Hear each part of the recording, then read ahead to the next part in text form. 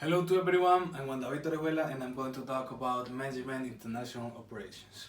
First, we're going to examine how companies are trying to improve the quality and at the same time how they are trying to reduce the cost in shipping inventory. Then we're going to take a brief look to how companies take decisions about reinvest or divest in the company. Okay, when we talk about quality improvement effort, we talk about the cost the companies reduces.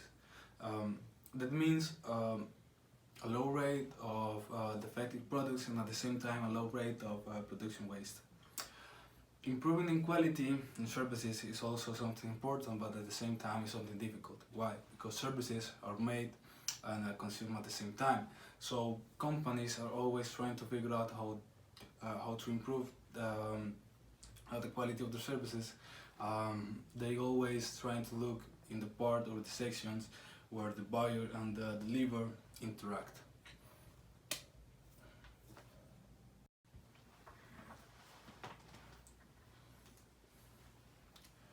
Therefore, the total quality management is a company-wide commitment to meet or exceed customer expectations through continuous quality improvement efforts.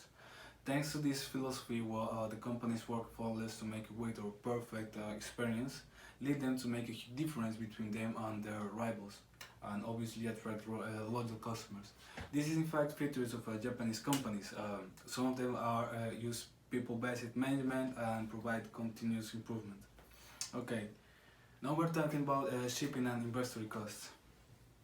The shipping or material or the product as it can have dramatic effects on the cost, because it is very usually that producers buys large quantities of materials and store them in large warehouses to minimize the cost. Just in time manufacturing is other of the techniques they use to save some money, and it works like when they have the need to produce it will arrive, so they have a particular amount of them storage, and so make a benefit between a non-log weight and a measurable quantity of materials to work with. The reinvest versus the invest. When the market don't make a call of some new needs, the companies always work with the same amount of production, but the global markets often force them to decide between invest or de-invest. Companies often reinvest the profit, but that usually works in developing countries. Corruption, distribution problems, and a bad legal system present challenges for non-Chinese companies. But because of the long-term returns, they reinvest in China, the Western countries, companies obviously. Okay, the borrowing.